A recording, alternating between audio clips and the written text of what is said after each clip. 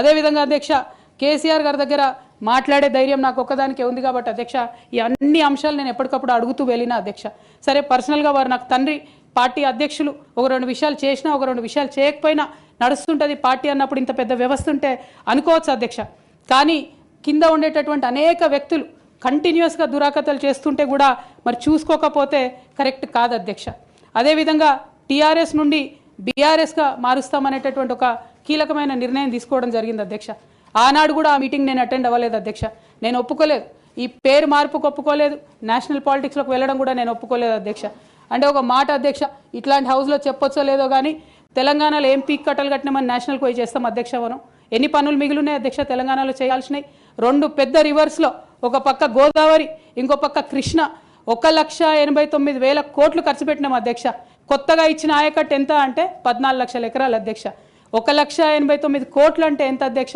1,00,000 కోట్లు ఖర్చు పెడితే 20 లక్షల మంది పేద ప్రజలకు ఇంటికి 5 లక్షలు వేసుకున్నా 20 లక్షల మందికి పేద ప్రజలకు ఇల్లు ఇవ్వచ్చు అధ్యక్ష మనం.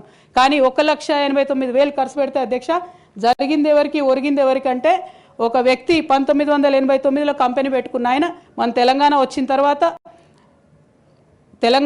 తర్వాత ఫోర్బ్స్ జాబితా ఉంటుంది అధ్యక్ష, దాంట్లో 45వ స్థానం ఒక కాంట్రాక్టర్ దక్కించుకున్నాడు అధ్యక్ష.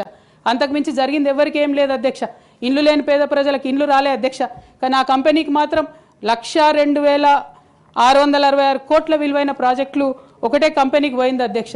ఇది ప్రైవేట్ విషయం అని అనిపించవచ్చు అధ్యక్ష, కానీ తెలంగాణ రాష్ట్రం తెచ్చుకున్నదే ట్రాన్స్పరెన్సీ కోసం, తెలంగాణ రాష్ట్రం తెచ్చుకున్నదే అకౌంటబిలిటీ కోసం, తెలంగాణ రాష్ట్రం తెచ్చుకున్నదే ఇండిపెండెన్స్ కోసం. ఇవేవి లేనటువంటి తెలంగాణ రాష్ట్రాన్ని మనం ఊహించని కూడా ఊహించలేము అధ్యక్ష. చూసుకుంటూ ఊరుకోవడం కూడా సరికాదు అధ్యక్ష.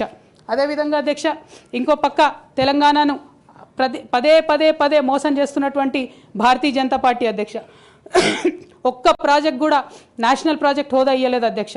ఒక్కటంటే ఒక్కటి కూడా విభజన హామీలు అమలు చేయలేదు అధ్యక్ష. ఐఐటిఆర్ లాంటి సంస్థ మన దగ్గర వస్తే ఎంతోమంది యువకులకు ఉద్యోగాలు వచ్చాయి అధ్యక్ష.